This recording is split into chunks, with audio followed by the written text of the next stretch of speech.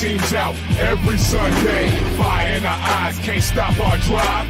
Hit so hard, remind you of 85. We the Bears, monsters of the Midway. Knocking teams out every Sunday. Fire in our eyes, can't stop our drive. Hit so hard, remind you of 85. Take a look, Chicago, you can smell it in the air. There's a hungry team called Soldier Field going nuts, jumping out their chair. Teams rather be anywhere but here. We don't care if it's below zero. Let it dump a foot of snow, we still gon' break roads. If we in the point fit, we choosing to kick. Cause we got a defense that love to hit. Polarize the link with our smash mouth D's. Slicing up teams like Mike Singletary. Forever repping the seat, making Papa Bear proud. Giving Chicago something to shout about. We the Bears, monsters of the What up, guys? Welcome to another episode of the Panda and Grizzly Show. I'm Brian the Grizzly here. Yeah, Grant the Cub in. What's up, man? How you feeling?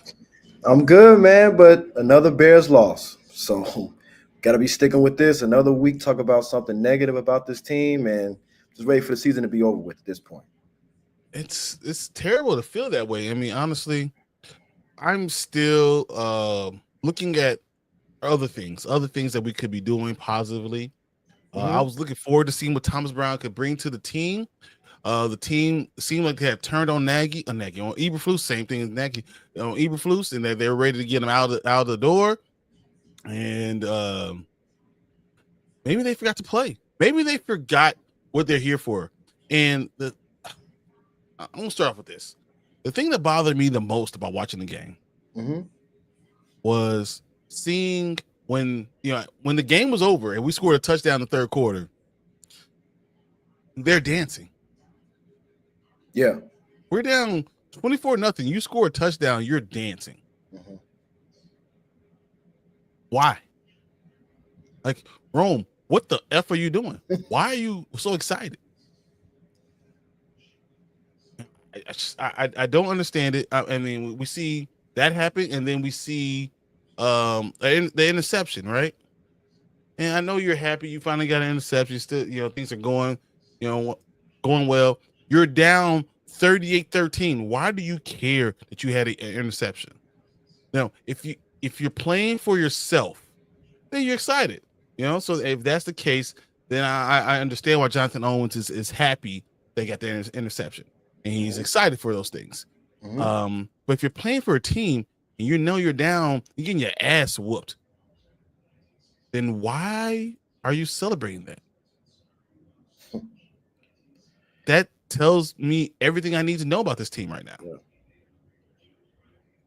Yeah. It's just so much dysfunction.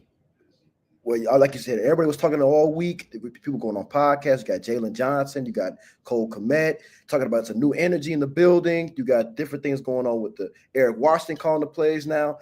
They just looked outmatched. They looked like it was easy for Brock Purdy. He was standing back in the pocket, no pressure getting to him. George Kittle was everywhere George Kittle went, wide open. Yeah. And it's just like you said, where is the effort? We thought Thomas Brown's going to come in and change everything. In my personal opinion, I think they put too much on his plate. But at the end of the day, it's hard to come back when you just fired a guy like Eberflus, and then the damning loss to the Lions, the Packers, the Vikings, it takes a toll on you. So now we're taking moral victories now. Touchdowns in the third quarter getting blown out, dancing, interceptions where, dancing for game's that. over. Game's over. You know what I'm saying? Your butt's kicked, and it's like, what are we doing out here? This is not. We don't take moral victories. This is a historic franchise, and we're out there acting like we're in high school and we're losing by 40. And we're just giving the little kid out there and giving him a chance to play. So it's embarrassing, especially for the organization. Yeah, I feel like everyone is checked out. People are now playing from themselves. They're not playing for this team, and that's the risk you have by firing Eberflus. No matter what you say about Eberflus, I mean, he's not the greatest head coach. He's not even a good head coach, but he was a good defensive coordinator, right? So Eric Washington, who has never called plays, was not going to be able to match, with Shanahan. Shanahan was going to kick his ass. That was no question. No doubt.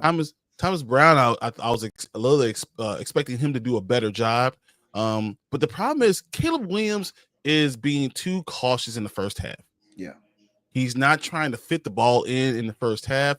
That's the issue. You know, they're being so risk averse that they can't do anything positive. And then in the fourth quarter, they take the handcuffs off. And they say, "All right, go win us the game, young man." And then he's fitting the ball into places and giving the offense and giving these offensive players opportunity to actually do something with the ball. And it's too late. It's too little, too late. So usually the defense holds you in the game, and then when you get into the fourth quarter, you could do that. But without Eberflus calling the defense, they can't hold teams anymore. Yeah. They can't do those things. Yeah. So we underestimated how important he was to that defense. Right. And Eric Washington's not ready to call a defense. He's never done it in his career for a reason. And that worries me. And along with the fact that, you know what, they looked at our defense and they said, okay, this is how we exploit them. They can't stop the run. So what happens is their linebackers, TJ Edwards specifically, she's down, right? Tried to fill the hole. Tremaine Edmonds, who's supposed to be a great cover linebacker, is cheating to try to stop them from running the ball. Yep. Then he's losing his keys. He's no longer looking at the tight end, who's probably one of the top 3 tight end in the last decade. And they're not looking at their keys. And as I looked at it more and more and more, you saw them keying on the running back and not on this tight end. And then do that, tight end eat you up. And that's what he did. So Shanahan knew that he's going to do the threat of the run, and what they did with Garendo, move the linebackers up, and then have Kittle just keep them alive. Yeah. It was literally the same playing over and over and over again. And then if you try to double team Kittle with your defensive backfield, you go over the top to Juwan Jennings. Yeah. That was literally their game plan. That's all they did. Shanahan can do that in his sleep. He literally do that in his sleep. So, like, there was no getting better at defense. There was no ingenuity. There was no blitzing. There was no nothing. They couldn't do it because it's not their defense, so they don't know how to call it. Eberflus knows how to call his defense. He keeps the game close. He just makes boneheaded decisions at the end of the game. That's why Eberflus is a good defensive coordinator. He's a terrible head coach. So it's two things can be true at the same time, right? You can it could be good to have to get rid of the coach, right? But it also could be bad that because he's a defensive coordinator, your defense is going to suffer because of it. Yeah. And I believe the same thing's going to happen with the defense. I think it's going to happen until Billings. And if we get Jaquan Brisker, I don't even know if it's worth to bring him back yet. But until you get him back, we're not going to be able to stop the run. We just can't. And I want to allude to that point. Is just like when you look at our defense, we have a 4-3 defense, and we run a lot of cover 2, a lot of Tampa 2, right? If your defensive line can get any pressure on the quarterback, you can't stop the run. Our linebackers and our back seven are going to get exposed in the middle of the field. And when you have a guy like Shanahan calling that offense, that's what happened all game. So, like you said, when you don't have that front four, the front four getting pressure on Brock Purdy or any quarterback in the league for that matter, it's going to be a tough day. Aaron Rodgers to do that to us all the time in Green Bay. Even when we had Urlacher and Briggs, we used to call those Tampa 2s all the time. And he will exploit us in the middle of the field with Jermichael Finley, all these tight ends. But like I said, it comes down to it was very. I think it was alluded to a point that Jonathan Vilma brought it up in the first few plays of the game that we were stopping. We were prepared to stop the run, but it's just like we were so focused on stopping the run that just gave George Kittle just said, "Oh, you guys want to try to stop the run? Okay, fine. I'll just I'm just going to sneak over in the middle of the field behind all the linebackers." Because that's why Tremaine looked so lost out there. You know what I mean? He just looked like he was in no man's land out there. So, like I said, he was. So like I said, when you don't have those guys that can, put pressure on the quarterback, and that's why I think whoever's running this ship in the offseason, I know they say it's polls, but we need to really get the trenches, established for next year if we're going to have at least a competitive defense next year. Because we don't know who's going to call the plays. That was the issue from the beginning. I called it. If anyone who watched the show before, I've called it since the beginning of the season. I said, the problem is if you don't have an offensive line, you don't have a defensive line. What's the point of having a quarterback without having an offensive line? You know what it's like? It's like having a beautiful house. Yeah. Having a big house, all the walls set up and everything, and not having a foundation. That's what we've done. When Yeah. you don't build your offensive defense from the trenches on, it's like having a house with these walls up without a foundation. Yeah.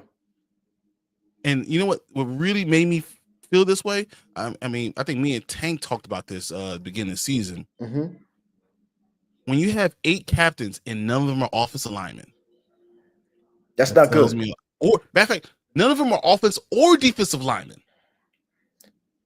That's not good. The heart of your team is not a captain. So now if you have 8 people that are position players that are more looking for the ball, they're looking for themselves. They have positions that are not for the team. Right. So you have all those, and that's all your captains are, right? Mm-hmm. So now you turn around and you're surprised that there's no foundation of someone who stands up and is the voice of the locker room. You're surprised there's no one who tells people to shut up and listen. We're going to go do this. You have no line. But that kind of falls at the feet of Ryan Poles. Yeah. So you didn't bring anyone in to be that leader.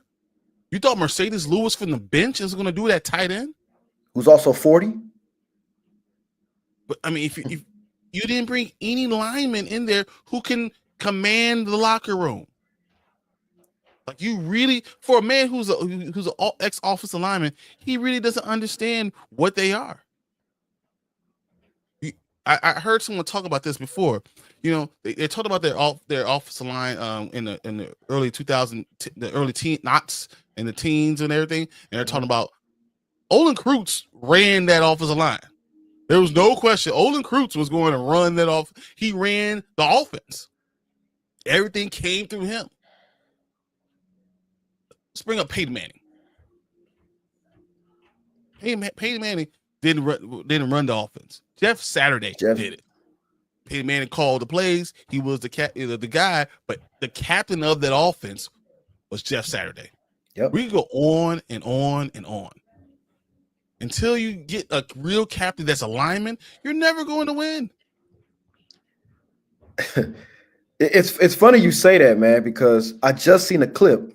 They had both tight ends are team captains. Right. 2 tight ends are team captains. What the fuck is wrong with you?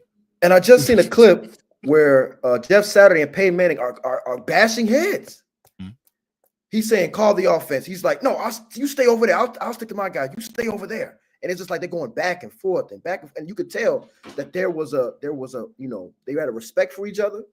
And there was a continuity there that we could argue, but you're not going to talk me any type of way. That type of deal. Peyton Manning is one of the greatest quarterbacks to ever play. And Jeff Saturday told him to shut the F up. Yeah. Because he could do that. Right. That's the respect you get in the locker room. Mm-hmm. That's how you have a team that wins. Yeah. You have to have a line. When Tom Brady was winning all those things, you know what he used to do? Take his line to steak dinners. He took care of them first. He bought them Rolexes. Yeah. I'm buying you cars. Yeah. Why? Because without the line, you're nothing. So you think that you look at your team and say, I got a quarterback, this is going to fix all of our problems, then you didn't know what your problem was. You thought Justin Fields was the problem. You think all these quarterbacks that we've run through that are the problems, but if you don't have a line, you're going to continue to have these issues. Mm-hmm. Yeah. Caleb Williams is 23 years old and is a rookie. You don't know shit. That's just the facts. Stop letting him be the problem, the scapegoat. You shouldn't be doing this, and they continue to do it. It's crazy how your QB is not captain well. Maybe because he's a rookie. Yeah, but they're already putting too much on him, making him call all the plays, all the stuff. And he's calling protection because Shelton's not a leader. Yeah. If you're going to have a rookie, I kept on saying this. If you're going to have a rookie quarterback start, you better have a competent, strong center that's calling out protection and is able to protect what's right in front. Because what's the scariest thing for a quarterback? To not be able to step up. Yeah. So if you get pressure right in front of you, that's a problem. So if you don't fix that first, you're never going to succeed with this rookie quarterback. So I don't understand why they continue to do that. You know, it's a sad thing that Ryan Poles, who used to be a offensive lineman, did not see that coming. I just don't understand. And the Bears been having I think ever since Olin Kreutz retired, we've been having bad centers since. I mean, with the Justin Fields year, we had Lucas Patrick. We had a aging Cody Whitehair. You know, guys that, like I said, I don't know. I forgot the center who was the center when Trubisky was there. But it just comes to Whitehair was there sometimes. Oh, Whitehair, right. So, but like I said, it comes down to we've never had like a legitimate. I mean, that's been going on for years with the Bears. We never had a legitimate line, but let alone outside of Olin Kreutz, we've never had a solid center that can call the checks. That can he's a load in in the middle of the line. You know, we got guys. We haven't had it in a while though. We used to have it. Yeah, I'm not gonna say that. We used to have it. And back in the 80s, we had some of the best linemen and centers. Yeah. Well, like I said, in my generation of Bears fandom, I have not seen us have a legitimate O-line. But like I said, since Olin Kreutz, So it's been a tough road. But like I said, to the Caleb thing, we're putting too much on him. It looks like he's moving too fast out there for him.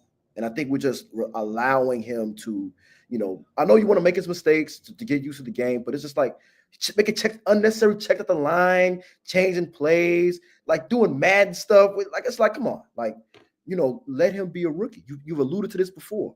Let him be a rookie. So, but now, like I said, we're in a kind of the goose chase now, maybe for the next few years, because we got Minnesota's in our division, Green Bay still in our division, Detroit's still in our division. So now we're still on the up climb because, like you said, I said we were going to win possibly 9 games this year. We might still stay at 4 because of how dysfunctional we are. Yeah, but understand that we definitely right now we could have 8 wins. 9. I don't know if we have 9. That Colts game, I think we should have won the Colts game though. That's early in the season. Yeah. But I think that you could at least had 8 games right now, looking at possibly having 10 or 11 wins. Right. But this team still hasn't won on the road. We cannot win on the road. Since 21. So Anthony says, so why is DJ Moore not talking up? He's tired of the team. No, so DJ Moore has a show on 670 The Score. He talks weekly. I believe I heard him today talk about they don't know why they're starting off so slow, why the offense is not rolling. But the answer is probably because they're not taking enough risk. DJ Moore is still a receiver. So no matter what, as good as you want to be, if the receiver has to be the heart and soul of your team, then you're not going to go anywhere. The heart and soul of your team has to be your line. Yeah. It has to be. They set the tone. The quarterback can lead, but your line has to be the actual engine that goes. Without that line, you're not going to win. You want to know who has the best quarterback stats this year? Just stats. Take a guess. Gotta be Jalen Hurts. Nope. Josh Allen. Josh Allen has really good stats. Nope. Lamar Jackson. Nope. Justin Herbert. Nope. And it's not close. It's literally by like 300 yards. Geno Smith. Joe Burrow. Oh. Joe Burrow has 3,700 yards. He is leading in almost every passing category you could have. Why do they lose? Bad defense, one. Defense can't stop anybody. They also cannot block. The defense is terrible, and they can't block. But Joe Burrow is great. I'm not surprised. If you don't have a great offensive line and great defensive line, it doesn't matter how good you are. Joe Burrow is, 68% completion percentage, 3,700 yards. He has 2 number 1 receivers, 33 touchdowns and 6 interceptions. He's been sacked 32 times. But his line's been bad, man, since 21. But if you don't improve the line, he's gonna get hurt. Never have exactly. He's gonna get hurt. And that's the problem. You will never have that guy. You'll never be able to win without it. Yeah. And if we keep on going down this path, what we're going to have is another Joe Burrow here. Yeah. Hey, we got a QB, but we can never have sustained winning without that. So Baker's number 4. Who's number 2? Who's number 2? Gino. Yeah. And the number 3 is Kirk Cousins, but he has almost as many interceptions as touchdowns. So it doesn't matter. Yeah, it's looking. It's time to bench Kurt Cobain's, man. It's time to bench him. So since he went to the Super Bowl with a bad line, and then guess what? And then they went 4-13 twice. You not have sustained. You can catch lightning in a bottle, but you cannot have sustained success without a line. You know who's finding that out right now? The best quarterback in the league.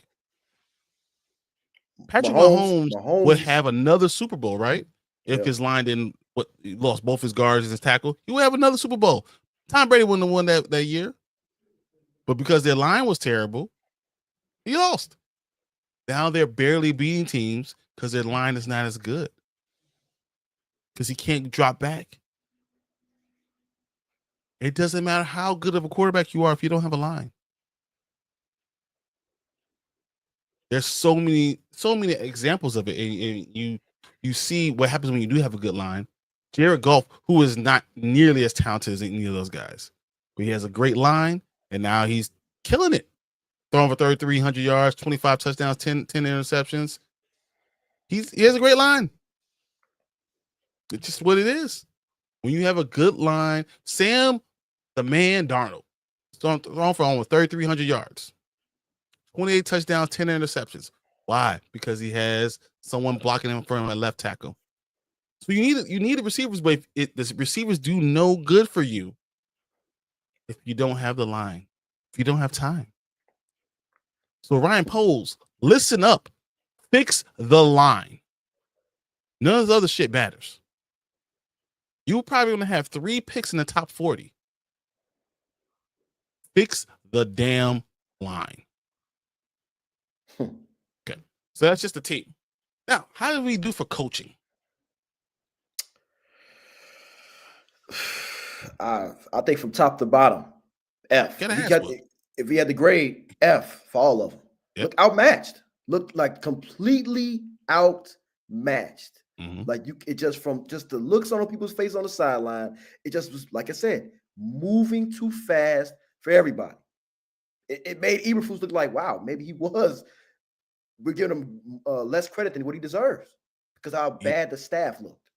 But Eberflus, the problem is also this. So when losing Eberflus, you lost not just your head coach, but also your defensive coordinator, right? Yep. Mm-hmm. So how do you get better? Lose your defensive coordinator, and then your offensive coordinator now becomes your head coach. So now he cannot focus on being an offensive coordinator. So you have to give it to somebody else. So it's like it's not really giving Thomas Brown the opportunity that he really needs.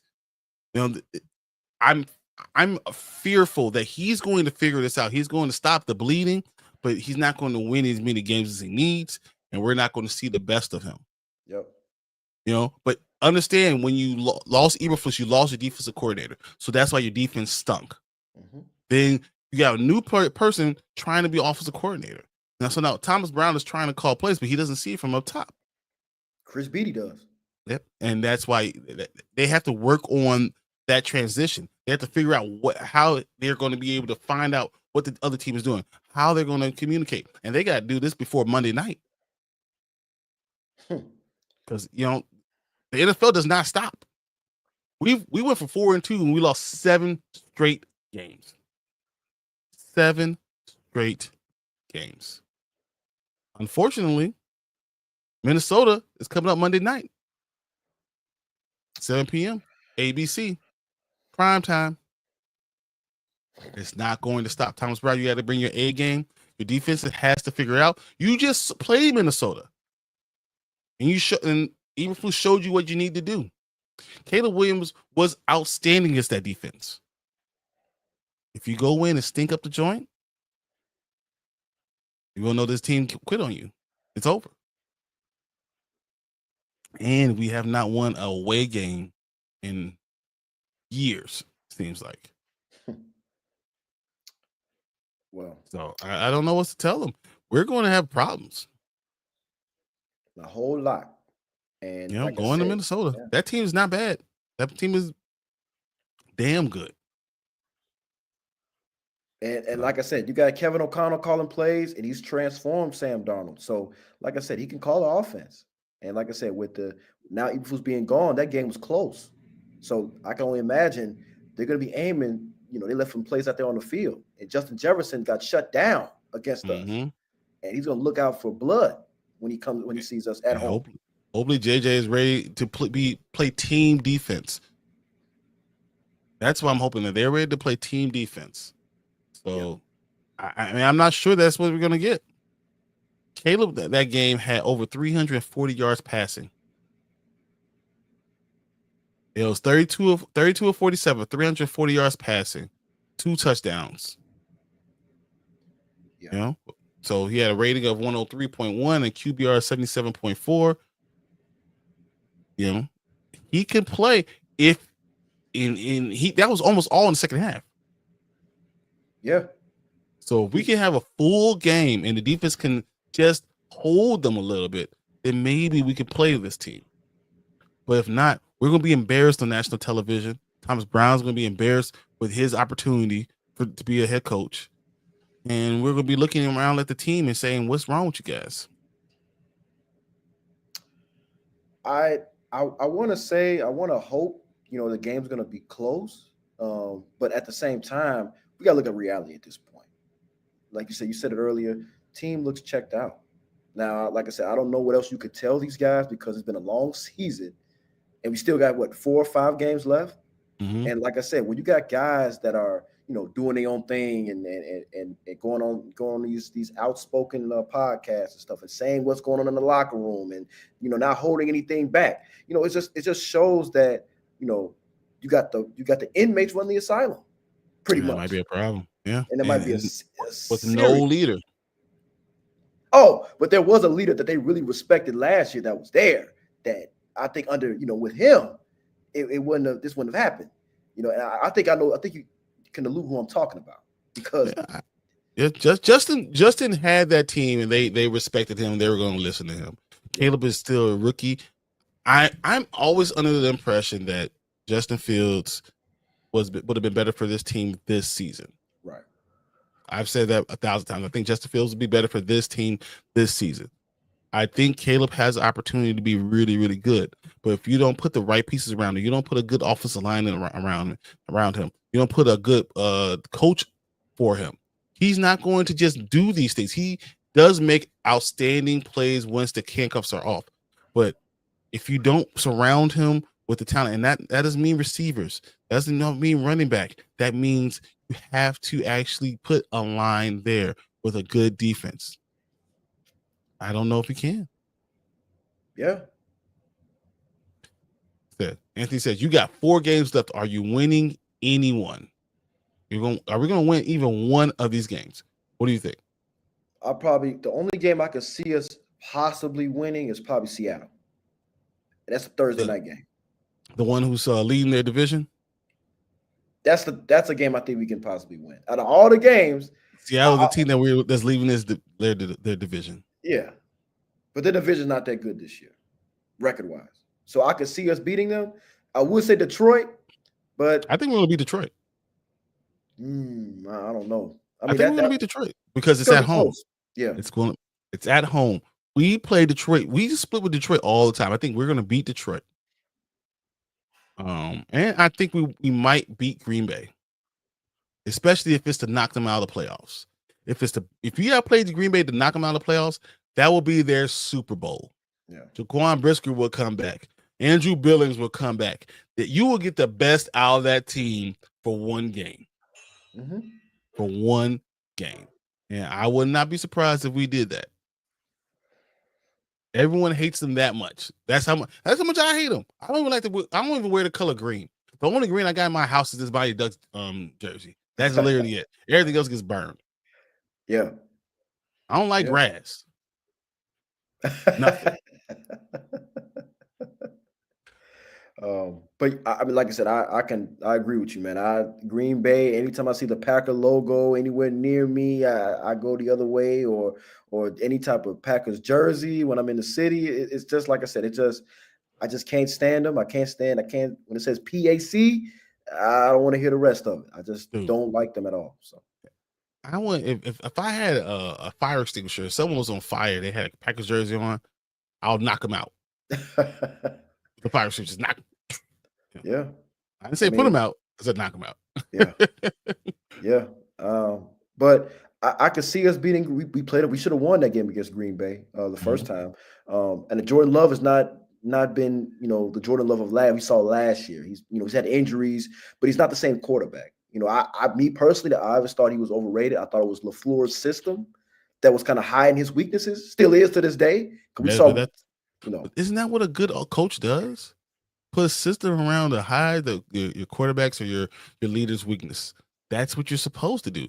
So Matt LaFleur, I have no problem with Jordan Love. I never thought he's the most the greatest thing since sliced bread. I don't think he's the most talented guy ever.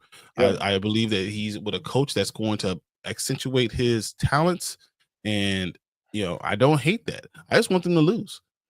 That's all I care. I just want them to lose. That's all. I'm not gonna sit there and say anything bad. I think Detroit is riding high. I think we're the only team that can beat them. Do I feel the same way about Minnesota? I do not. I think we should have won the Detroit game. We should have won the Green Bay game. That Minnesota game, we got lucky, and I worry. We did get lucky, and we did get lucky, and we still had a chance to win the game if Caleb didn't take that horrific sack he took. But we still had a chance to win that game, and Sam Darnold was just Yeah. We still don't have a good right tackle. That's just what it is right now, and it doesn't matter who's out there right now. I think Borum is terrible, 100%, like the worst that I've seen in a long time. Mm-hmm. I don't know what we can do, especially because our line is just always injured. That too. And it just doesn't look good overall.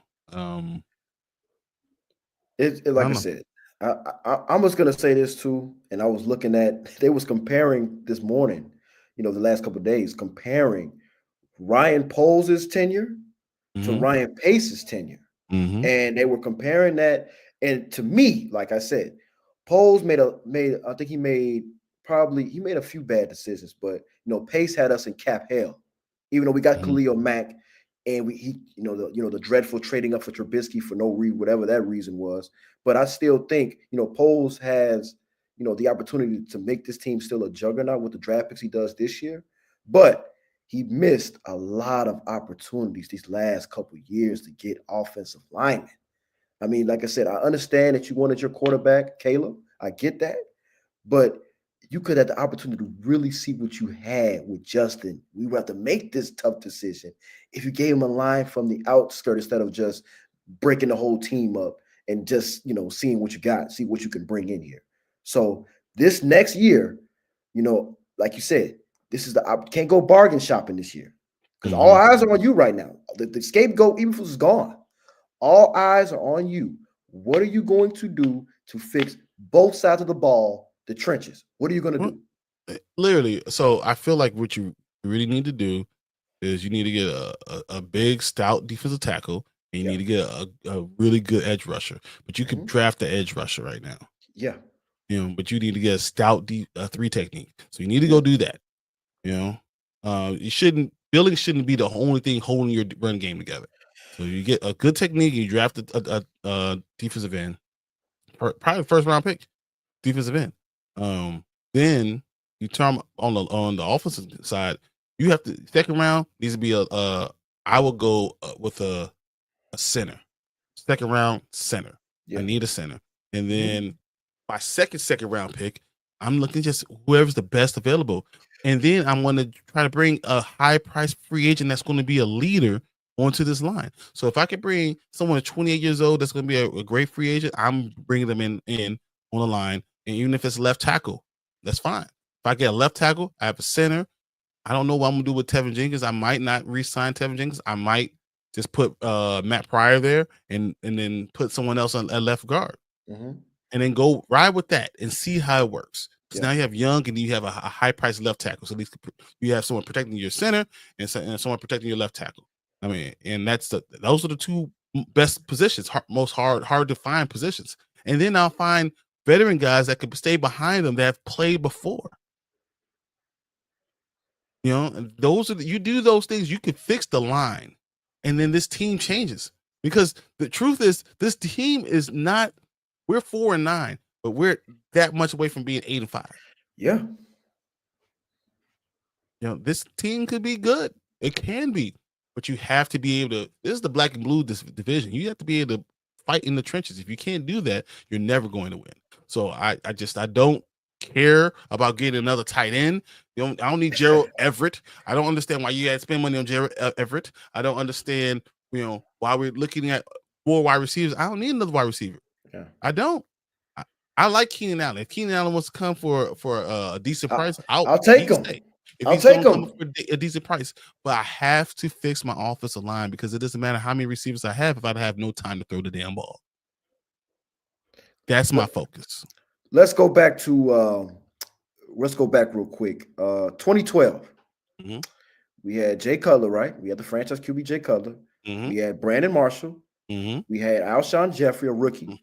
We had I think who's our tight end? I think we had Kellen Davis, Stonehands, Kellen Davis, and then we had Forte in the backfield. Oh, we had Martellus Bennett too. That weekend the next. Yeah, Martellus Bennett, who was awesome.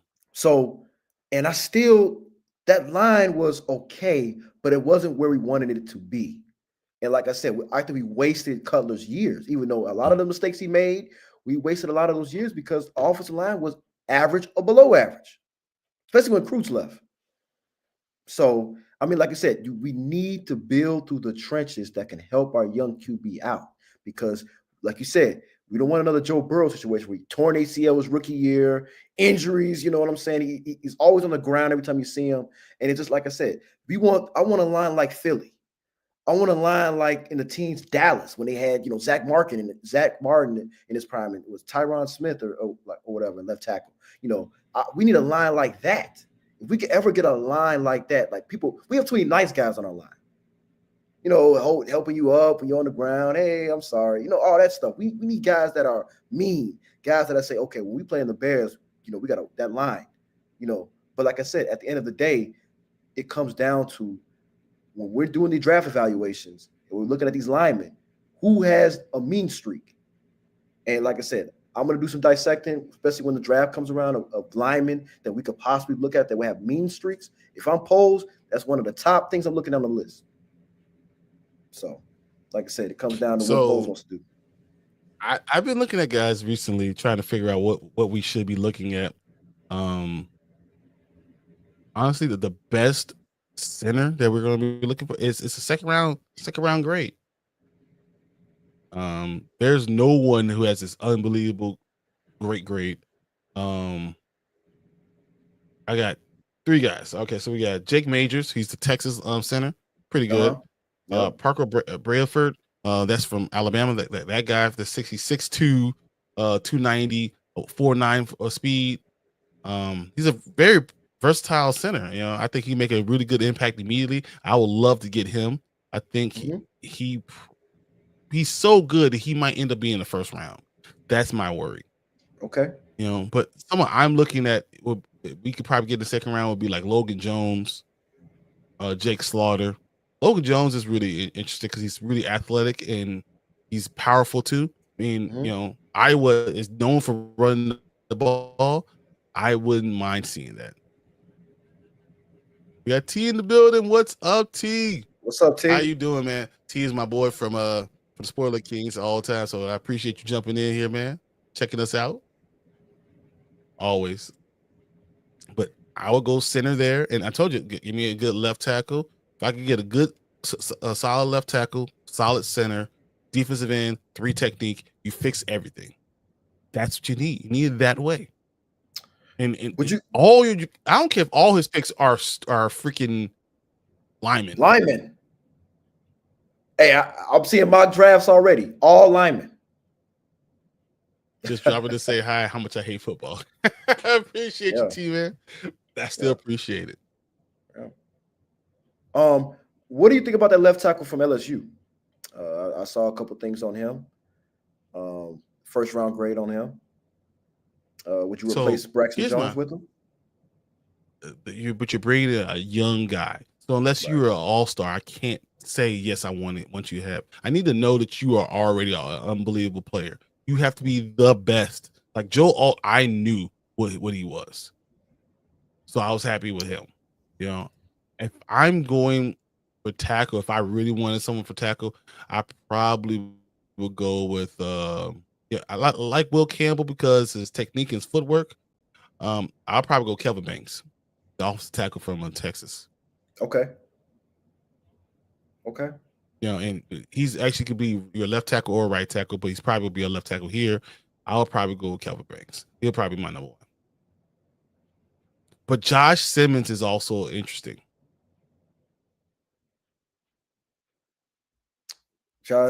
They're good tight ends in this draft. I don't care for us, but for y'all, no. So Anthony is a Washington Commanders fan, and I like what they have at tight end. Well, Ertz on his last leg though.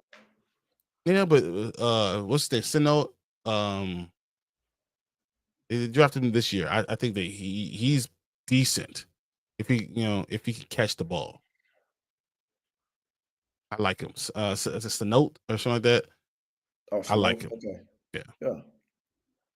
So, but for us, we don't need him. We got Cole and Command, and we paid him already, bro. Let him go. You know, we have to get. We don't need another tight end to be another captain for us, because you know that's what's going to happen. We need another tight end to be a captain. I do like what I'm seeing out of Brock Bowers though. I do think that he's a stud. I knew Brock Bowers was a stud at Georgia from the first snap he ever took. Yeah, he was on my list for. I know we got Rome at 9, but he was on the list, and he's showing us now why he's top tight end, one of the top tight ends in the game right now. I still want to Joe Alt. I want to go off tackle. I wanted Maserati Marv, and I wanted Joe Alt. That's I forget. You know, if you give me Joe Alt, I didn't need a wide receiver. I need to get this line fixed, and that's why I always was saying. So you were saying it. You were saying it. Until that happens, you're not going to get what you need, and that's why we got dominated by the 49ers with their backup lining. Trent Williams wasn't there, guys. Trent Williams was the best left tackle in the game. He was not there. They still kicked their ass. Imagine if Nick Bosa was playing. On the other side, we had Leonard Floyd taking over the game. Imagine if Nick Bosa was there. I don't even want to talk about it, man. It's infuriating. It's frustrating, and we have more of the same coming with Minnesota again because they're going to be able to rush the passer. Hopefully, they can come up with a good offensive game plan that lets us actually do something early instead of being very predictable. First down, we're going to run the ball. Second down, they're going to throw the ball. But it's going to be deep. They never look for the 8-yard. They never do the crossing routes. I'm telling you, I've been talking about this for such a long time, and I to a point where before we leave, I want to draw this up. Go ahead, man. It's very simple. Okay, you have a route where you do crossing routes.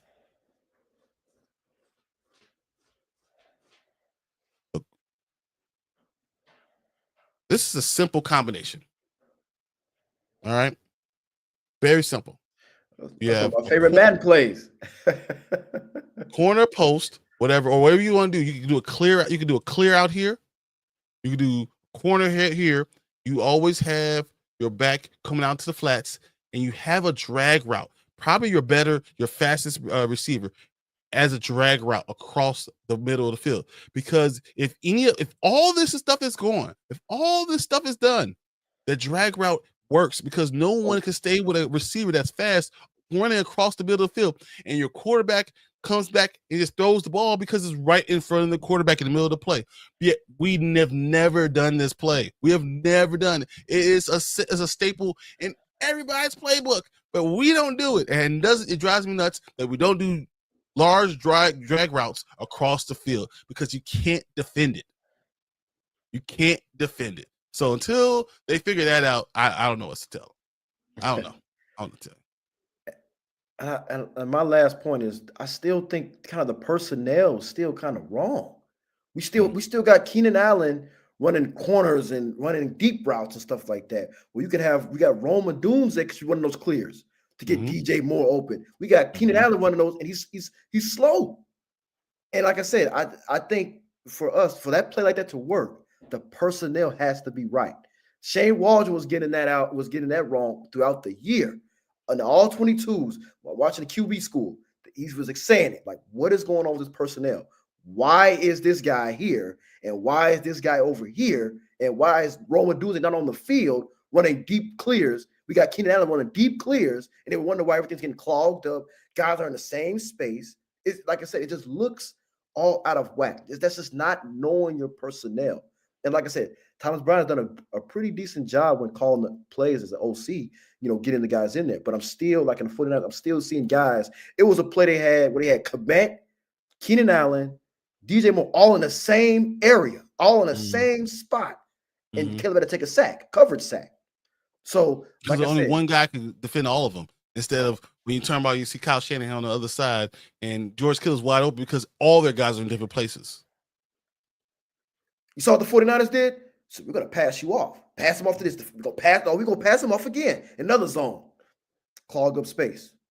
So, like, the spacing is still, like you said, it just hold over from the Shane Waldron offense. That's why it's hard for Thomas and Eric Washington. These guys are holding over from the previous regime, with Shane Waldron's offense is still there for Thomas Brown, and you got Eberflus' defense, which is still there for Eric Washington. So, like Eric Washington's never called a defense, and that's why I don't believe it. So, I mean, like I said, it just looks – that game just looked like, guys were, they talked a good game, but they went out there and just laid a big fat egg, just laid it. You know what I mean? So, I mean, like I said, for us to, beat Minnesota, which they are a beatable team, but they're riding a high right now. They should have lost to Arizona, beat them. They end up beating Atlanta in the second half. But like I said, for us, like the main thing with the offense, we gotta start fast. We can't keep waiting until the third quarter and halfway through the third quarter and say, oh, there's a game we got to play. We can win this game. We can't wait. These teams are blowing these teams out quick. Like I said, we did the second quarter. Like I said, if it wasn't for a couple dunks in the Lions game, we should have been blowing out that game. Yep. So I think, with us, I mean, Sam Darnold, he is turnover prone, but we got to get pressure on him. And like I said, we haven't been getting pressure on anybody. So I don't know if we could do it without Brisker. So I don't know. Yeah. What's your score for this game Monday? I'm going to say Bears loss. I'm going to say 24-14 Minnesota. I'm going to say the Bears lose 21-24. Oh, close. Yep. I think we learn how to keep it close, but somehow we just can't pull it off. And yeah, we'll lose a close game. Yeah. Should be good to watch. Though. Should be exciting to watch. I'm looking forward to seeing how Caleb, responds to last week and see how he comes out and see how Thomas Brown does his second game under his belt. So we'll see. I hope we'll see a better product than what we saw on Sunday. So, yeah. Let's hope, guys. Thanks for everyone who jumped in here. Appreciate all the support, guys. You guys are great. It sounds like the Jets. It's exactly like the Jets. And the Giants. You think Keenan Allen's going to be back next year? I would want him to for a cheap deal, but I don't think so. I don't know. I think someone else will pay him $20 million. He'll be the second receiver in New England, next to.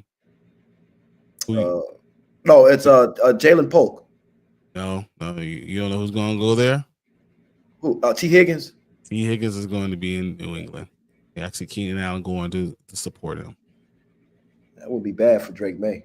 He has an okay offensive line out there too, though. Better than ours. Yeah, well, that's easy. I could be offensive lineman at my age and be better than half the people there. Yeah. So I can't wait for Aaron Rodgers to retire. You and me both. I can't wait for him to stop talking to. He's so done. They lost like 5-6 games straight. He's on Pat McAfee's show the next day, like everything is all sunshine and rainbows out there. What's going on? I don't know what I'm going to do, guys. How about you talk about the team, man? Talk about the team. It drives me nuts. All right, guys. Well, that is our Bears time. We're going to get out of here. We will see you guys again next Tuesday, the Panda Grizzly Show. Tomorrow, I'll be on Dynasty Pylon, running with Mark. And then Sunday, we'll be on the Morning Spike, trying to getting you guys ready for all the games that are happening on Sunday. But unfortunately, we'll have to wait till Monday for the Bears. So let's just go enjoy football, enjoy your time. And guys, watch something else. Catch me on Thursday. I'll tell you what to watch. All right. I appreciate you guys, and I'll see you later. See you next Tuesday. We the Bears, monsters of the Midway, knocking teams out every Sunday. Fire in our eyes, can't stop our drive. Hit so hard, remind you of 85. We the Bears, monsters of the Midway, knocking teams out every Sunday. Fire in our eyes, can't stop our drive. Hit so hard.